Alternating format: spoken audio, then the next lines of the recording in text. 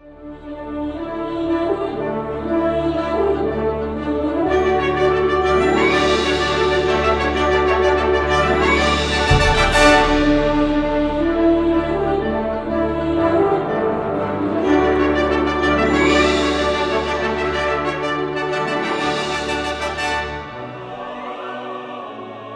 the spring of 1944, the mud beneath the olive trees of San Giovanni, Italy, was slowly disappearing. But it was replaced not by relief, but by searing dust and brutal reality. The 19- and 20-year-old American boys who just months earlier had been sitting in classrooms or working on family farms grew up. Adventure was replaced by the raw instinct to survive. As the massive metal hulls of B-24 Liberators rose day after day over the Adriatic Sea, the crews entered a sub-zero, oxygen-deprived hell. The command of the 15th Air Force was clear: to sever the arteries of the Nazi war machine. The crosshairs were locked onto the Third Reich's most heavily guarded facilities: the oil refineries of Ploiesti in Romania, the aircraft factories of Austria, and the weapons plants and rail hubs of Budapest. Up in the air, there was no cover. Entering enemy airspace, the bombers were met by the densest flak in history and the Luftwaffe's most aggressive fighter pilots. The math of war became brutally simple and tangible. Early afternoons were no longer about celebrating victory, but tensely scanning the horizon. The sound of the Armada returning to base was often no triumphant, steady engine roar, but the coughing, dying rumble of shot-up, smoking planes with no brakes. And the worst sign appeared, making even the ground crew's blood run cold. Red flares fired from cockpits, silently announcing dead and severely wounded aboard. Alongside those carrying casualties, more and more planes were swallowed forever by the skies of war. The vulgar vultures, as the 455th called themselves, tried day after day to survive the unsurvivable. But the real storm was only just gathering. The summer of 1944 held trials for which no training could prepare anyone. Then came a day, Black Thursday, when the gates of hell opened, demanding the most terrible sacrifice in the group's history. To survive this with their minds intact, the boys had to leave their youth behind forever and transform from vultures into eagles.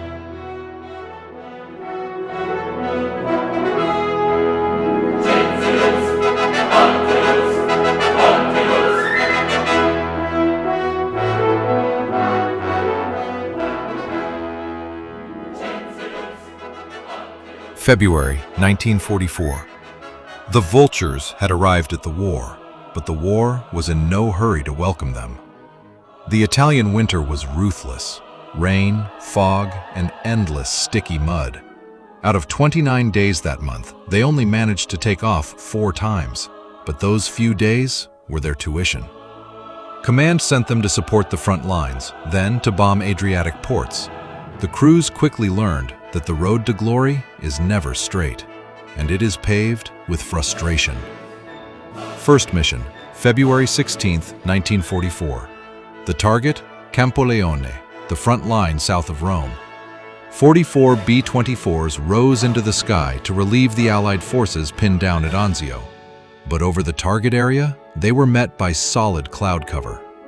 Lieutenant Colonel Kuhl, the commander, knew that bombing blindly without visual confirmation could kill their own men. Over the radio, the command crackled, "Hold fire!" All 44 bombers turned back, with their payloads still in their bellies. This was their first great test of discipline, knowing when not to kill. On February 25, 1944, the group flew its first true deep strategic mission into the Third Reich. The target, Austria, the Thallerhof airfield near Graz, and the Messerschmitt assembly plants. Here, the vultures met the full fury of the Luftwaffe for the very first time. Over the target, 15 to 20 Messerschmitt 109s and murderously accurate flak awaited them. One plane from the 740th Squadron, piloted by Lieutenant Ernest Cleland, was hit. The bomber slipped out of formation and went into a spin, plunging into the snow-covered peaks of the Alps. 10 men missing in action. This was the first combat loss of the 455th Bomb Group. Only then did the crews truly understand this was no practice. Up here, you can die.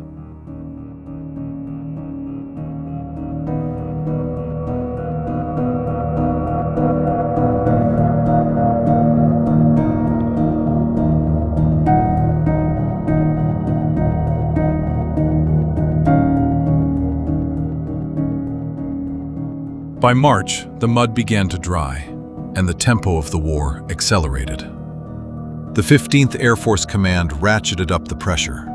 That month, the Vultures flew into combat 13 times. Their target list grew increasingly varied. Italian railway junctions, Austrian factories, and fortified positions on the front lines. But March would also bring some of the most controversial and tragic moments in the group's history. March 15, 1944. In ancient Rome, this was the day Julius Caesar fell. But in 1944, history wrote another tragedy on this date: Monte Cassino. High above the Liri Valley, on a towering mountaintop, stood the cradle of Western monasticism, the Abbey of St. Benedict, founded in 529. 1,500 years of history and culture stared down at the Allied armies trapped in the valley below. For weeks, commanders agonized over a terrible dilemma. Was it right to destroy one of civilization's holiest relics for military gain? But the soldiers shivering in the muddy trenches didn't see a monument. To them, it was an all-seeing eye, an impregnable German observation post from which enemy artillery watched their every move and condemned them to death. The decision was finally made. Soldiers' lives were worth more than stone walls. 40 Liberators of the 455th Bomb Group rose into the sky, carrying the most devastating payload imaginable: 6 half-ton demolition bombs per aircraft. This was no surgical strike, it was total obliteration. When the bombs were released and the mountaintop vanished in a colossal shroud of dust, the Allies believed they had broken the curse. They were wrong. The bombing proved to be a tragic strategic blunder.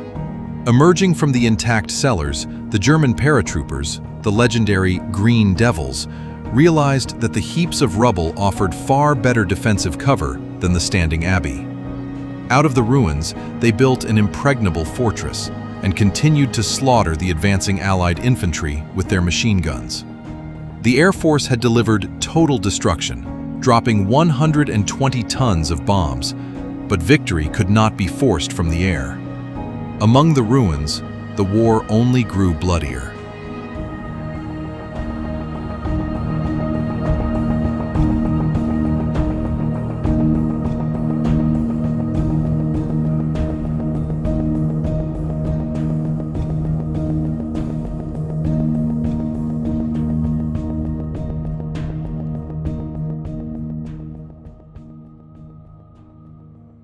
March 19, 1944. Graz, Austria. The mission was brutal, the German fighters aggressive, but the real tragedy struck on the way home, in airspace they believed was safe. Over the Adriatic, in clear skies, the strict discipline of formation flying slipped for just a split second.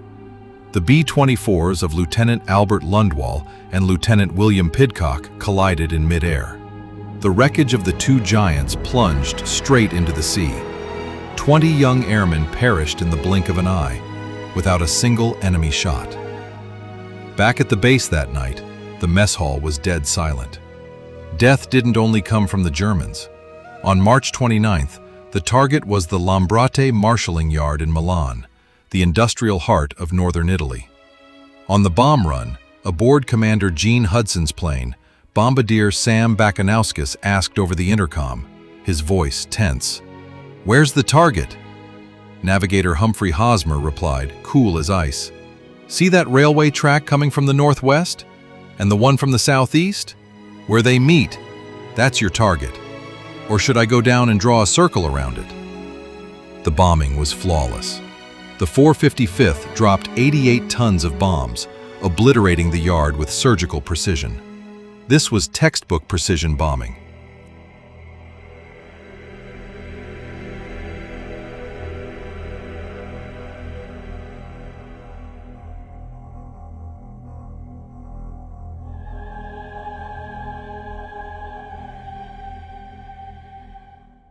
In April, the air war entered a new and far bloodier phase. The Allies put the very heart of the German war machine in their crosshairs, the aircraft factories. The strategy was to lure the Luftwaffe into the sky and crush them before the Normandy invasion.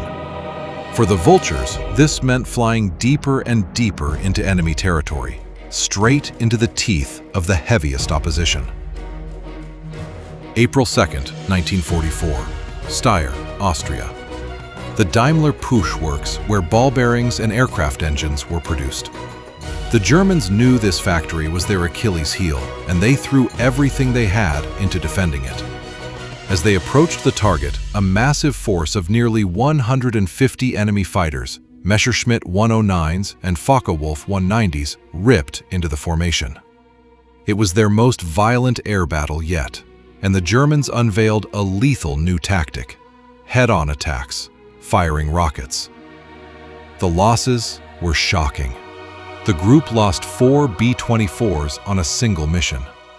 The bombers of Lieutenants Pardo, Powers, Brunson, and Cheeseman plunged down in flames. 40 airmen vanished. Gunner Robert Black's crew managed to shoot down 7 enemy fighters before their own plane became uncontrollable and they bailed out. Back at the base, the boyish excitement of adventure was gone from the faces of those who returned. The price of becoming veterans was high. April 3rd, 1944, Budapest. A name that everyone would soon learn to dread. This was the first major strategic strike against the marshalling yards of the Hungarian capital. The flak was incredibly intense and accurate.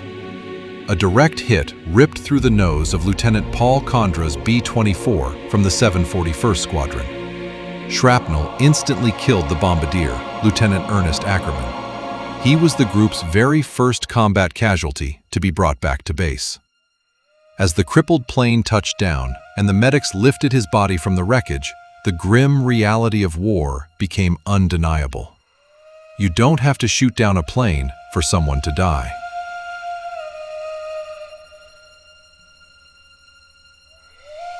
April 13th, 1944.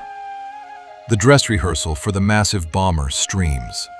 The target, the Danube aircraft factory at Csepel, Hungary. Command left nothing to chance on this day. It was the group's first truly monumental formation attack, and it marked the debut of a new form of death, the RDX bomb. The Allies mobilized a gargantuan force, nearly 450 bombers, shielded by 150 escort fighters spread along the entire route. But over Hungary, living hell awaited them. The notorious air defense line, commanded by Major General József Kozma, opened fire with every single gun. In the precise and deadly barrage, several groups suffered horrific losses. Planes fell like flies. Death harvested both in the sky and on the ground. Yet the 455th, flying shoulder to shoulder with the 461st, accomplished the impossible. Breaking through the wall of fire, maintaining absolute discipline, they successfully bombed the assembly plant producing Messerschmitt 109 fighters. For this unparalleled valor, both the Vultures and the 461st Bomb Group were awarded the highest honor a unit can receive, the Distinguished Unit Citation. 10 days later, on April 23rd, the target was the industrial complex at Bad Vöslau, Austria. By the end of the month, the targets lay deeper than ever in the belly of the Reich. Striking the aircraft factory in the Vienna industrial zone, the group once again faced the full might of the Austrian air defenses. Over the target, the flak was so dense and heavy that veteran pilots called it even rougher than anything before. Though 10 to 15 enemy fighters circled nearby, The tight defensive boxes of the bombers and the presence of their escort kept them at bay. The 455th returned without losing a single plane, but their aircraft were shredded by a storm of shrapnel. Once again, the mechanics would work through the night, patching up the wounds.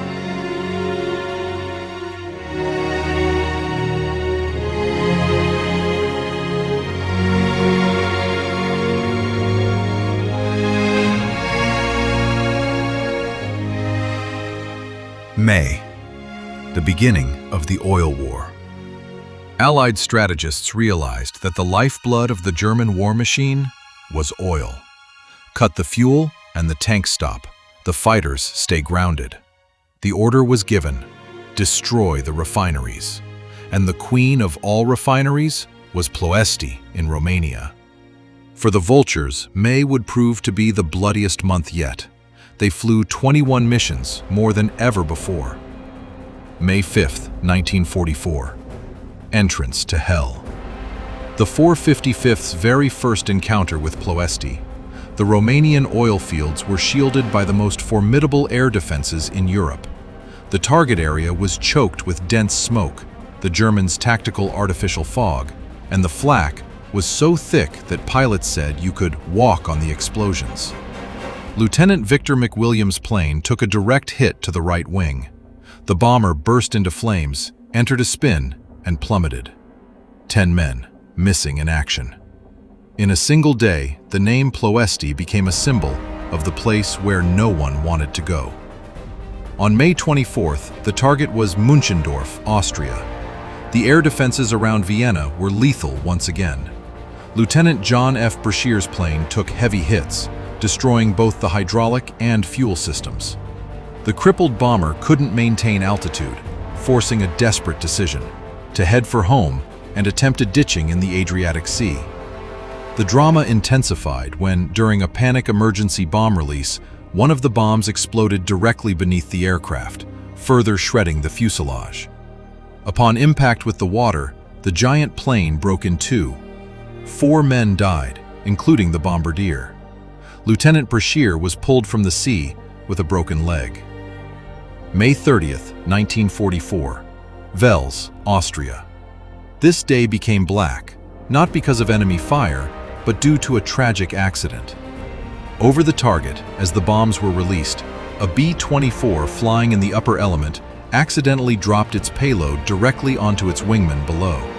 The 741st Squadron's ship number 949, piloted by Lieutenant Kenneth D. Fetty, was struck by fragmentation bombs from its own formation.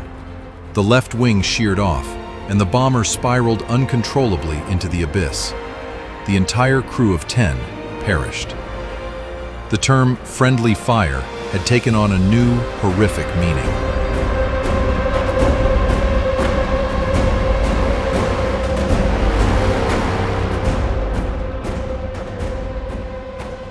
By June, the mud had vanished, replaced by the searing Italian heat and choking dust. The Vultures now felt like seasoned veterans, but the Luftwaffe still had plenty of surprises in store. This month, the crosshairs remained locked on oil and Reich industry. Losses began to climb dramatically, and the group would lose some of its most experienced leaders. On June 13th, the target was Munich, Germany. The BMW engine works. The air defenses over Munich were always murderous. Lieutenant Gustav Wendt's plane was shot to ribbons. The hydraulic oil bled out, leaving him with no brakes and no nose gear control. On the return leg, they limped back to base hours after the others. With masterly skill, Lieutenant Wendt brought the giant down in the dust of San Giovanni without brakes, stopping just at the very edge of the runway. This day proved the sheer ruggedness of the B-24 and the grit of her pilots. June 16, 1944, Vienna, the Lobau oil refinery. The flak built a wall of fire in the sky. On this day, Lieutenant Nelson Wirtz's plane took a direct hit. He was one of the 741st's founder pilots who had arrived with the original cadre. The shell detonated in the nose. They went down instantly. The very same day, another African veteran, Lieutenant Harley Snyder, was shot down. He and his crew were more fortunate. They bailed out over Yugoslavia, and with the help of Tito's partisans, after trekking hundreds of miles through the mountains, they eventually made it back. But the loss of the founders cut deep into the soul of the squadron. On June 26, 1944, the group struck Moosbierbaum, Austria. This would become the darkest day in the history of the 455th. After bombs away on the rally out, a massive force of 150 to 175 German fighters swarmed the formation. The Luftwaffe attacked using Sturmgruppe tactics, firing rockets and heavy cannons in relentless waves. The 455th lost 10 B-24s on a single mission. The 742nd Squadron was practically erased from the sky, leaving only one solitary aircraft to return. 99 men vanished into the void that day. Back at the base that night, too many tents stood empty.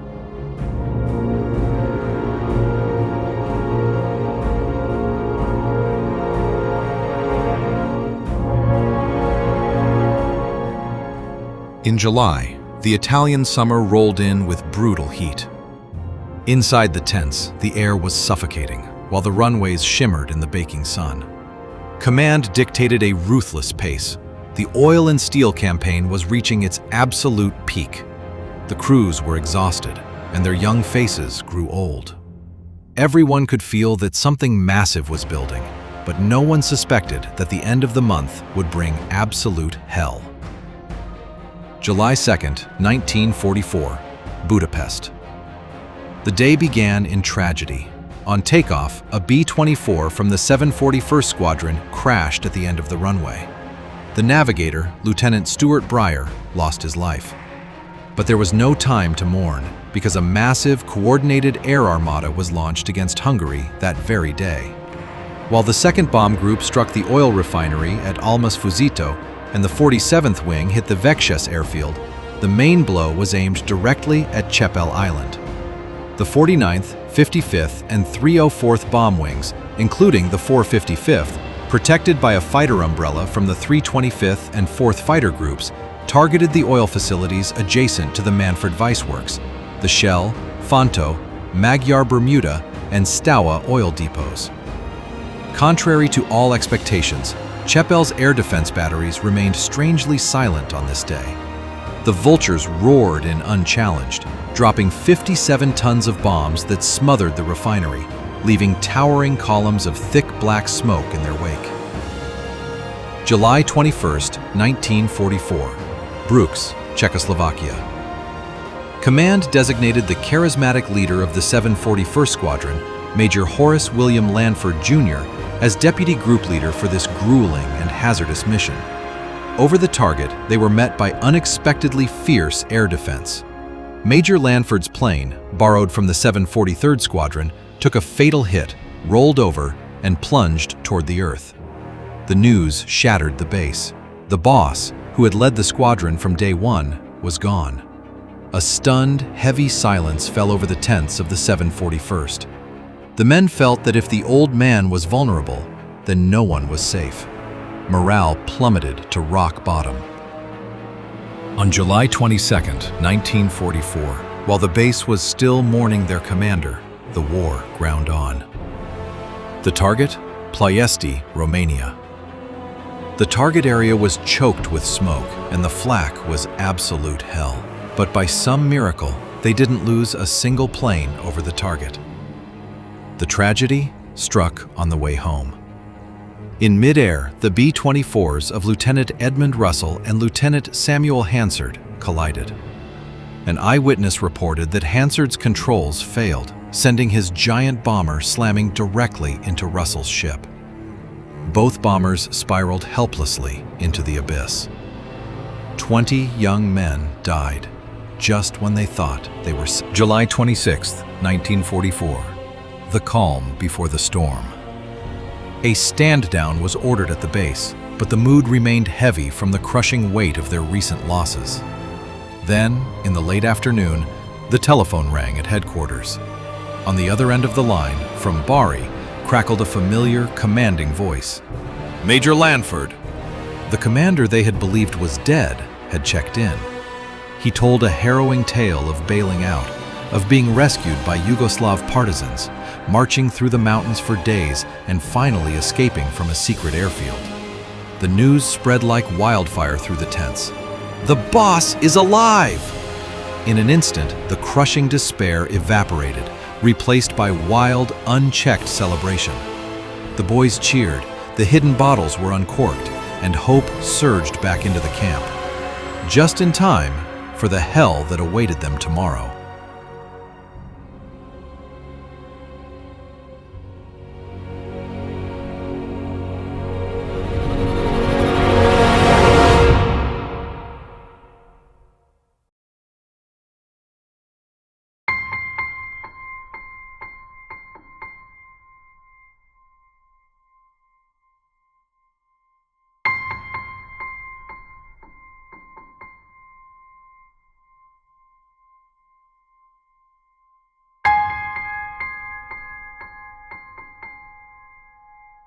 July 27th, 1944, San Giovanni, 3:30 a.m.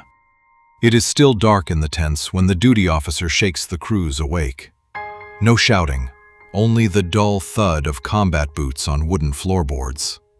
Shaving in the mirror, sleep-deprived faces stare back. The mission order is already posted on the wall. Field Order Number 90. Target, Budapest. The Weiss Manfréd weapons factory in Csepel. In the pit, the underground briefing room, the air is choking with cigarette smoke. The intelligence officer's pointer aims at the heart of Hungary on the map, Csepel Island. The target is the Weiss Manfréd steel and metal works, the lifeblood of the Hungarian war industry. The officer's voice rings confidently through the silence. "Gentlemen, we expect light flak over the target. And the Hungarian fighters, well, intelligence suggests they are not aggressive." Hearing this, Bombardier George Deffenbaugh and his crewmates feel a slight sense of relief. They have no idea that this single sentence will be the day's most fatal mistake. Outside, at the hardstands, armorers hoist a unique payload into the bomb bays. Today, they are not carrying the usual high-explosive bombs. The belly of each B-24 swallows 12 incendiary clusters, each weighing nearly a quarter ton. That is 500 incendiary canisters per plane. The goal, not just to destroy, but to burn the factory complex to the ground. From here on, the planes are flying gas cans, ready to turn into torches at the slightest spark. 0640 hours. Engine start. The valley of San Giovanni fills with the roar of Pratt & Whitney engines. The pilots run their instrument checks. The gunners plug in their heated suits.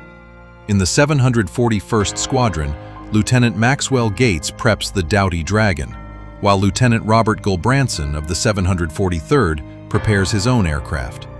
Neither of them has any idea that this is the last time they will see their base. 0645. Takeoff. The heavily overloaded Liberators, each carrying 2,700 gallons of fuel and a belly full of firebombs, lumber down the runway, struggling to break free from the earth. High above, a colossal armada begins to gather. Alongside the 4 groups of the 304th Wing are the B-17s of the 5th Wing, and wave after wave of B-24s. Nearly 450 heavy bombers blot out the sky over the Adriatic. Over the water, a forest of wings forms a massive, disciplined aerial train, roaring unstoppably toward the north. The locomotive of this train, the spearhead of the assault, is formed by the most prestigious unit in the Air Force, the aristocrats of the 2nd Bomb Group, flying their B-17 Flying Fortresses. Like classical heavy cavalry, they ride in the vanguard, destined to break through the wall first. Behind them, in the second wave, come 150 B-24s of the 47th and 49th Wings, packed with bombs and tons of propaganda leaflets. In the third wave, the B-17s of the remaining 5th Wing groups close the gap, armed with high explosives and incendiaries. And at the very end of this infinite train, in the notorious Purple Heart corner, the right rear, most vulnerable slot in the entire formation, crawl the Liberators of the 304th Wing. Among them, the 455th Bomb Group, carrying their volatile payloads of fire. The route is straight as an arrow.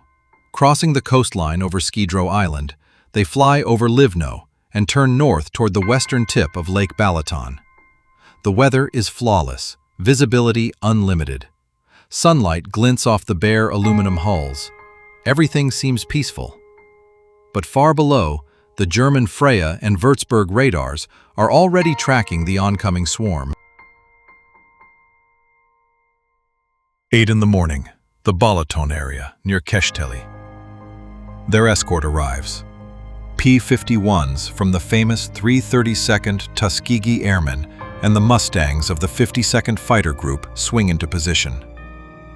In the cockpits, tension eases at the welcome sight of the little friends. But the Germans and Hungarians have designed a new tactic. No head-on attacks today. Instead, they lay a trap. And the trap snaps shut. Captain Jack Schneider and his wingman, Lieutenant Roy W. Smith, spot enemy planes and dive after them. At the same moment, Lieutenant Robbins of the 332nd gets separated from his leader in a violent maneuver. The escort fighters are successfully lured down to lower altitudes or tangled in dogfights. The tail end of the bomber stream, the 455th, is left entirely exposed. Lieutenants Robbins and Smith will never return. Chasing the swastika-marked fighters, they vanish forever, 2020, into the sea of clouds below. 8:30. The end of the bomber stream reaches Topolka and wheels toward Budapest. They pass the northern shore of the lake without incident, and over the Zamoli Valley, the aerial ballet begins. It is the final preparation for the bomb run, opening the formation, descending to bombing altitude, and opening the bomb bay doors. While the lead B-17s of the 2nd Bomb Group are closing in on Csepel, the 455th, trailing an hour behind, is still preparing to attack. Then, tiny black specks appear on the horizon. They are not the black puffs of flak. They are fighters. In the blink of an eye, the sky over the Zamoli Valley turns into a slaughterhouse. Intelligence was wrong. These fighters are not just Hungarian, and they are deadly aggressive. Relentless waves from the German JG-300 Sturmgruppe and the Hungarian 101 Puma fighter regiment tear into the sky. Focke-Wulfs and Messerschmitts. Their tactic is ruthless, attacking from 6 o'clock at point-blank range, lined up in a deadly train. The 455th is defenseless. The first blow. Lieutenant Henry R. Dunekak's plane, the Raleigh H, takes the first burst. German pilot Gerhard Weidenbeck riddles the bomber with his Focke-Wulf. 3 engines fail and burst into flames almost simultaneously. Helplessly, like a blazing torch, the aircraft spins down toward the Vértes Mountains. 8 men, including Lieutenant Dunekak, die instantly. The second victim, Lieutenant John Parrish's plane, is targeted by Messerschmitts. The left inboard engine explodes. The wing is engulfed in flames. On board, gunners Charles Hernish and John Mason fire to their last breath, until a 20mm cannon shell silences them. Parrish orders the crew to bail out. The plane crashes on the outskirts of Kajasó. While the first wave is already turning away from the target, doom finds the Doughty Dragon at the rear of the air convoy. A cannon burst hits the bomb bay of Lieutenant Maxwell Gates's plane, fully loaded with incendiaries. Instantly, the interior becomes a raging furnace. The bomber's nose pitches up sharply, then stalls, and enters a tight spin toward Pazmand. 5 minutes later, Lieutenant Eugene D. Patuchek's plane is caught over Bichka. Tail gunner Paul Eddington reports the attack, then goes silent. The turret is blown apart. The controls are damaged. The plane shakes uncontrollably. Patušek uses his sheer physical strength to keep the wings level and orders the crew to bail out. 7 men managed to bail out, among them wounded photographer Dick Ogg. But Lieutenant Patušek remains at his post. Bombardier John Hawkins would later recall, "The pilot held the ship steady to the very end so we could get out." The bomber explodes in midair before the commander can escape the cockpit. Lieutenant Patušek gave his life for his crew. 10:15, the long death. Lieutenant Robert A. Gulbranson's plane is hit in the bomb bay. It catches fire, but it does not go down right away. Losing altitude, it enters a slow, agonizing turn as the pilots fight the flames and gravity for minutes. Finally, the fire reaches the fuel tanks. The giant disintegrates over Csepel. There are no survivors. In 15 minutes, 5 planes and 50 men are gone. The 455th's formation is shattered, planes scattered across the Hungarian sky. From one of the surviving bombers, George Deffenbaugh watches the slaughter. "I saw the planes breaking in two. There were no chutes, only flames. Rage, helplessness, and terror collide in their chests. But the mission is not yet done." While fighters slaughter the 4th wave at the rear of the column, doom strikes the 2nd Bombardment Group at the front. Using altitude data from the anti-aircraft units near Vértes, the batteries at Csepel open fire. 88mm flaks and 105mm Göring guns. The target? The airspace over the Danube, directly in front of the 1st wave. The 2nd Bombardment Group rushes straight into this black, deadly cloud of smoke. The pilots see nothing, yet they hold their course. 15 seconds later, a flying mass of shattered metal emerges from the smoke, directly over the target area. Of the group's 27 planes, 22 have sustained severe or critical damage, with wounded men aboard almost every aircraft. The group commander orders the bomb release. On several planes, critically wounded bombardiers on the verge of passing out execute the command with their very last ounce of strength. Leaving the target area with smoking fuselages and burning engines, they bank right to the south, clearing the way for the remaining waves to complete their missions and fulfill their destinies. The remaining planes reach the target, but the Weiss Manfréd works is no longer visible. The heavy bombers of the 2nd Bombardment Group and the middle 2 waves have already turned the factory complex into a living hell. A dense pillar of black smoke rises 7,000 meters into the air. The bombers of the 455th are forced to rely on radar and the lead plane's signals. Thousands of incendiary bombs rain down into the smoke. Down below, on Csepel Island, a living hell rages. The 1-ton concrete-piercing bombs of the 2nd Bombardment Group have shattered the concrete roofs of the non-bomb-proof bunkers. Every second, a new drama unfolds on the ground. For the 24,000 workers in the factory, there is no escape. Survival now depends entirely on chance. Buildings and people vanish in the explosions, while the air is whipped by a strange tempest of shockwaves. Looking down the burning, collapsed streets behind the terrified people running for their lives, the kicked-up dust of the bomb carpets approaches from every direction. There is no escaping it. A nocturnal darkness blankets the factory, where the dense, continuous thunder of exploding bombs fills the air, like the otherworldly roar of a demon risen from hell. Due to the smoke, the bombs of the 455th and other late-arriving groups are scattered. Hits strike the residential zones next to the factory, the nearby civilian quarters, and Budapest. The airmen above see only the smoke. They cannot hear the screams. 10:26 a.m., the departure of the last formation. The planes bank right, escaping the hell of anti-aircraft fire. The 461st Group, flying beside them, is also bleeding. 3 of their planes are missing. Out of the 456th Group's 27 planes, 25 are shot to pieces. The remnants of the 455th Vultures also begin the long journey home. The planes are damaged, oil is leaking, and engines are sputtering. The return flight is no relief. It is agony.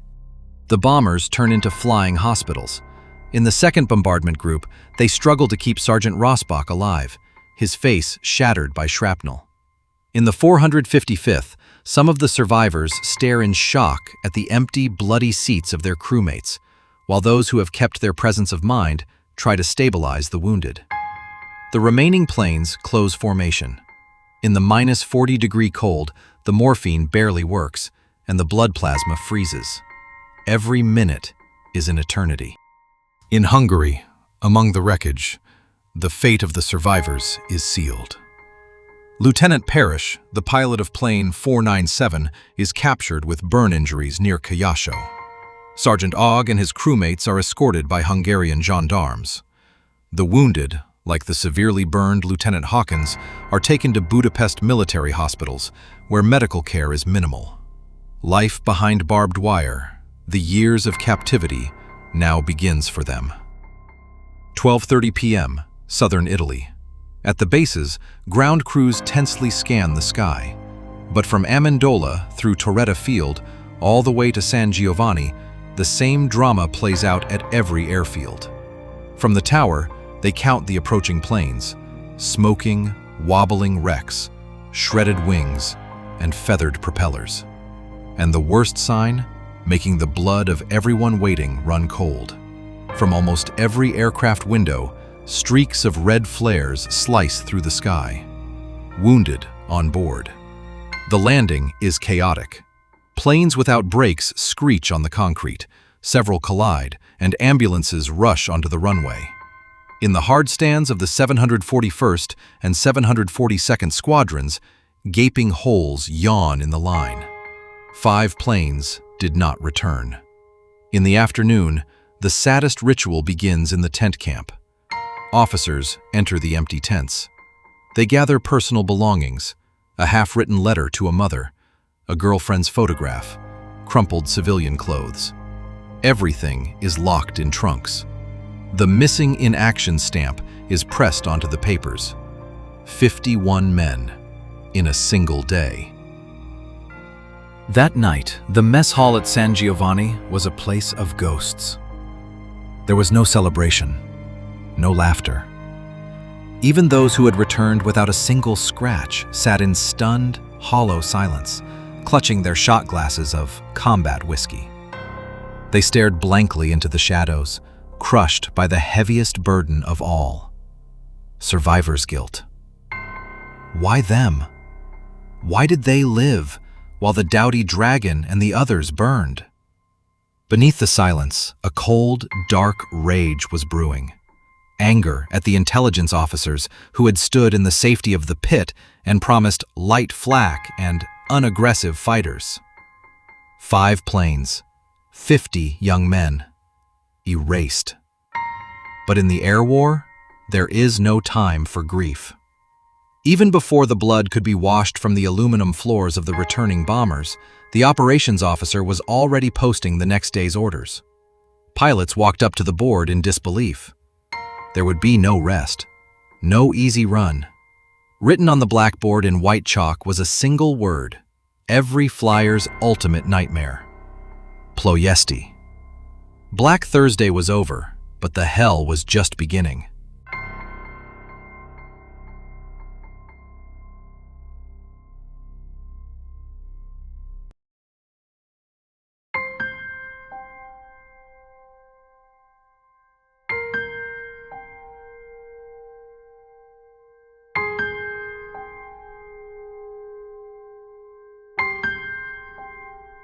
The silence. That was the first thing that hit them. After the deafening roar of 4 1,200-horsepower engines came the rushing hiss of the wind, and then the muffled, heavy pop of the parachute opening. And then, total, eerie quiet. As Lieutenant Robert Emick, the navigator of the doughty dragon, drifted down through the cold air over the Vértes mountains, he heard no birds singing, only the distant, thundering explosion of his own ship slamming into the earth below. Looking down, he counted 8 white canopies billowing against the green landscape. They had survived the sky, but they were falling into an enemy world. The ground brought no relief. This was not the wild, rugged terrain of Yugoslavia, where friendly partisans waited in the shadows. This was Hungary. Within minutes of hitting the soil, they saw the farmers running toward them with scythes, gendarmes with rifles, and German soldiers with submachine guns. Sergeant Dick Ogg, who had bailed out of Patuchek's burning plane, touched down with a badly injured hand. Before he could even untangle his shroud lines, he was surrounded. There was nowhere to run. The harsh shout of "Hände hoch!" was no Hollywood movie line. It was cold, terrifying reality. In an instant, the proud, flying knights of the sky were stripped of their heated suits and boots, reduced to vulnerable, helpless prisoners of war.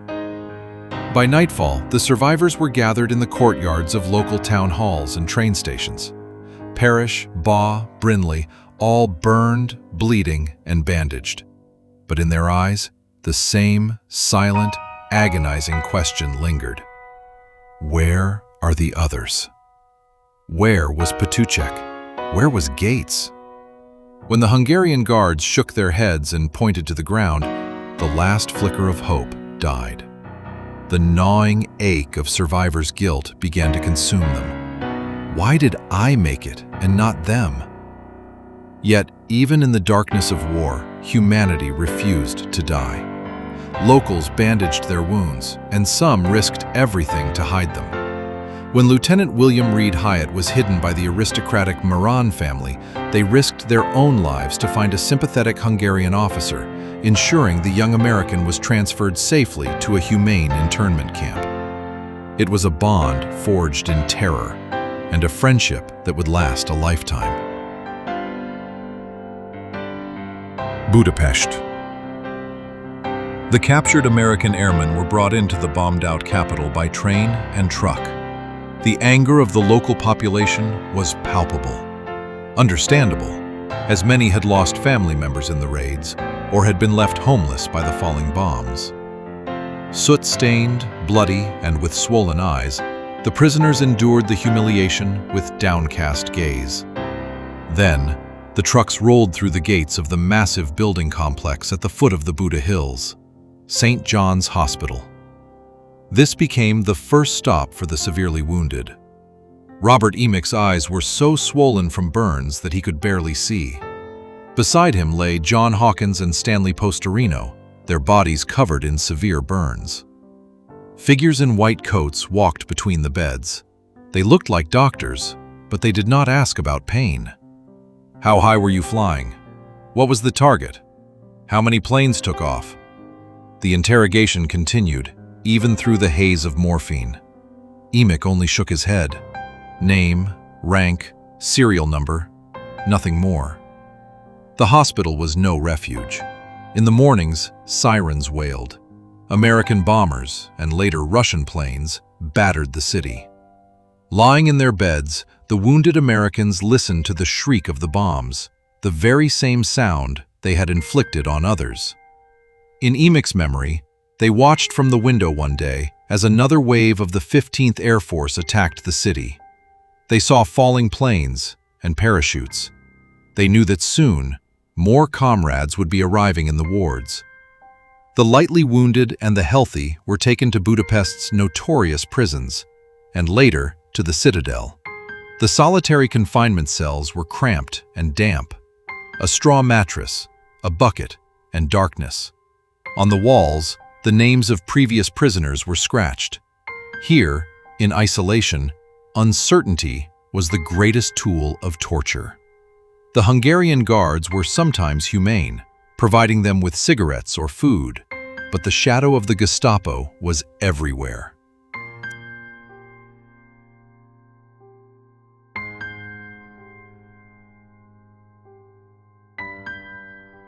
Late August, the order arrived. hand over to the Germans.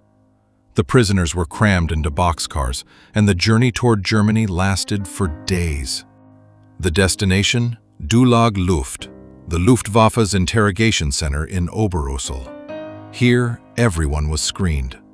Following interrogation, officers were sent to Stalag Luft 3 in Sagan, while enlisted men went to the notorious Stalag Luft 4 in Gross Teichau. The gates closed behind them. Camp life was the art of slow starvation. The lives of the Kriegis, the POWs, revolved around Red Cross parcels. A can of meat, a little chocolate, a few cigarettes. These were the currency and the key to survival. Robert Black and his comrades learned to roll cigarettes from dried cabbage leaves and cook feasts from potato peels. The main enemy was not the guards, but hopelessness. Yet the secret radios, which the Germans never found, whispered the news every night. The Allies were approaching. January 1945. The Eastern Front collapsed, and the rumble of Soviet artillery was already audible in the camps. The Germans panicked. Hitler's order was clear. The prisoners must not be liberated. At the end of January, during the harshest days of winter, in -30-degree cold, the order to march was given. This was the notorious Black March. 10,000 American airmen set out on foot toward the west in a blizzard, in ragged boots, wrapped in blankets, like Napoleon's retreating army. The march lasted 86 days. 86 days in the shadow of freezing to death. Anyone who fell behind was beaten with rifle butts by the guards, executed, or left to their fate. Along the road, frozen bodies marked the way. Hunger reduced men to a primal state. Jim Barker would later recall weeks when they drank nothing but melted snow. If they found a dead horse or a frozen turnip in a village, it meant life. But sometimes, an icy flash would appear in the sky above the marching column. A solitary American fighter, a P-38 or a P-51, would sweep overhead and with a gentle dip of its wings signal, "We see you. We haven't forgotten you." That simple dip of the wings was worth more than food. It brought back hope. In the chaos, some tried to escape. Johnny Strack, an American of Polish descent, chose a simple trick. During a rest stop, he asked for permission to relieve himself behind a barn. When the column moved on, the guards forgot about him in the confusion. Johnny stayed behind, pulled his cap over his ears, and simply walked east toward the Russians. He succeeded. Others were caught, dragged back, or shot on the spot. Late April 1945. Moosburg, Stalag 7A. The survivors of the march were crammed here, 110,000 prisoners of war in a single camp. The tension grew to a boiling point as food ran out completely. Then, on the morning of April 29th, the distant rumbling was not thunder. Gunfire erupted and the guard towers fell silent. And then, the first Sherman tank crashed through the barbed wire, the white star shining on its turret. It was General Patton's 14th Armored Division. Absolute madness erupted in the camp. Emaciated, ragged men rushed the tanks, weeping, laughing, embracing the crews. Robert Black would always remember the moment when the swastika flag fell into the dust of Moosburg's main square and the stars and stripes rose in its place. An American officer screamed into the face of the German commander, pointing at the skeletal prisoners. "You call this humane treatment?" And then they broke open the German warehouses to finally eat. It was over. The vultures who had survived the crashes, the hospitals, the barbed wire, and the death march were finally free. But they would carry the scars of the war forever. Their starved bodies would eventually grow strong again, and their wounds would heal. But the fires of the July skies, the empty tents of their friends, and the freezing wind of the march were burned into their souls forever. They returned home, but a part of them remained in the skies of Europe forever. August 1944. After the Budapest massacre, there was no time to mourn. The war machine did not stop. Indeed, it shifted into a higher gear. The 455th Bomb Group was bleeding, but it was not broken. The very next day, on July 28th, the remaining crews were in the air again. The name on the briefing board was every flyer's nightmare: bloodiest. Before the smoke over Csepel Island could even clear, they were flying toward Romania once more. The order was simple: fly as long as you have planes and as long as you have men. August 22nd, the 100th mission. The milestone everyone wanted to celebrate turned into another bloodbath. The target? The Blechhammer synthetic oil plant in Germany. It was the group's longest mission yet, 7 hours and 45 minutes in hell. Here, they encountered the new German wonder weapon for the very first time, the Messerschmitt 262 jet fighters. The price of this anniversary was heavy. In the murderous flak, another plane was lost, with 10 comrades on board. There was no celebration. The 100th mission was not the end. It only meant they had survived this far. In September, an era came to an end. Colonel Kenneth A. Cool, the old man who had led the group from the burning sands of the American deserts to this very place, handed over command to Colonel William L. Snowden. With Colonel Cool's departure, the Vultures lost their founding father. And as autumn rolled in, their oldest enemy returned: the mud. The autumn rains once again turned San Giovanni into a swamp, but the men shivering in the tents were no longer green recruits. They were quiet, hollow-eyed veterans, in whose eyes reflected all the horrors of the months gone by. December 20th, 5 days before Christmas. The target was the Skoda works at Pilsen. The mission turned into a disaster, but not because of the Germans. Ruthless winter weather and crippling mechanical failures snatched 6 B-24s from the group. 62 young men vanished into the freezing cloud cover, just as they were dreaming of their holiday dinner. On that dark day, a young pilot named George McGovern, who would later become a United States Senator and presidential candidate, fought to save his shattered bomber, the Dakota Queen. With masterly skill, he made a desperate crash landing on the short, rocky strip of Weiss Island. They survived, but back at the base, many gifts under the Christmas trees would never be opened. Spring 1945. The sweet smell of victory was in the air, but the cleanup missions were still deadly. German fighters were rarely seen now, but the flak was denser and more accurate than ever. Vienna, Linz, Munich. The target list was shrinking, but the danger was not.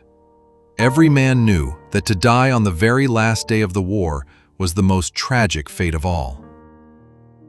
April 25, 1945. The final mission. Linz, Austria. With cruel irony, on the eve of peace, the group had to pay one last blood sacrifice. Over the Linz rail yards, the flak threw a solid black carpet of death into the sky. A single B-24 took a fatal hit and plunged down. 16 young men were killed or critically wounded, just as the bells of peace were about to ring across Europe. They were the group's very last casualties. Dawn, April 26th. Once again, the crews sat in their cockpits, engines warming up for another run to Linz. Hands sweated on the controls, chests tightened with the familiar dread. Then, a brilliant red flare arched high into the morning sky from the control tower. It did not mean danger. It meant mission canceled. Over the radio, the command crackled, "Shut down engines, boys. This is it." The massive propellers sputtered and came to a halt. The silence that fell over the valley was louder than any explosion. The combat missions were over. Stand down. I repeat, stand down. Carroll Tower, out.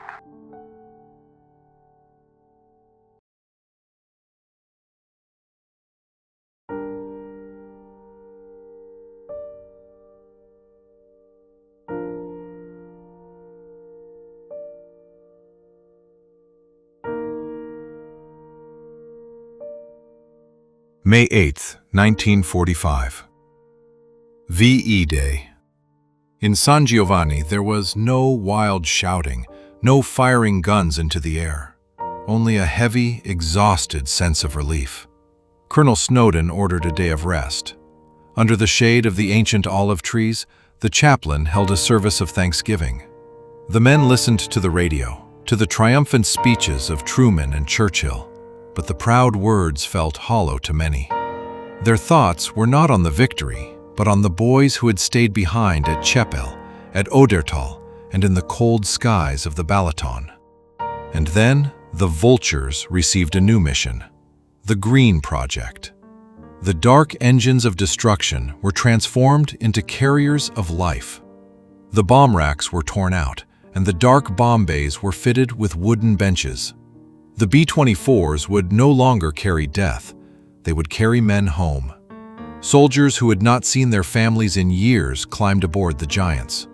The bombers that had once ruled the skies as predators now flew peacefully, without weapons, toward the west, leaving a ruined Europe in their slipstream. September 1945. San Giovanni grew silent. The tents were dismantled, and the pit was returned to the Italian winemaker. Peasants slowly moved back into the fields, planting crops where the concrete runways once stood. The 455th Bomb Group was officially inactivated.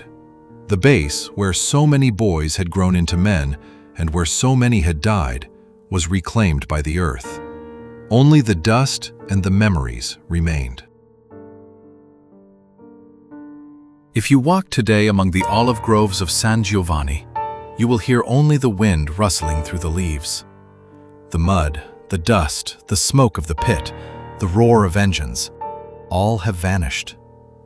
Nature has reclaimed what was hers, but the ground remembers. Here, on these few acres, in a brief, stormy moment in history, thousands of young Americans became men, or became eternal memories. They did not come to conquer. They did not come out of hatred. They came because duty called them, from a world they barely understood, into a war that changed their souls forever. Look at these faces.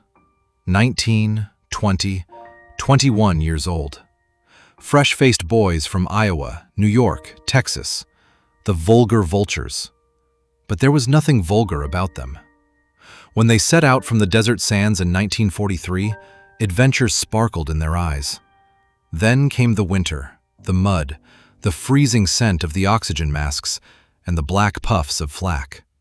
And the sparkle vanished. In its place came the 1,000-yard stare, the look of veterans who had seen hell from 20,000 feet. The price of victory is not measured in tons of bombs, but in empty chairs at the Christmas table. 147 boys died in combat, their deaths witnessed by their brothers. But there are also the 268 missing in action, those whose planes slipped silently beneath the clouds or were swallowed by the depths of the Adriatic. 417 young lives.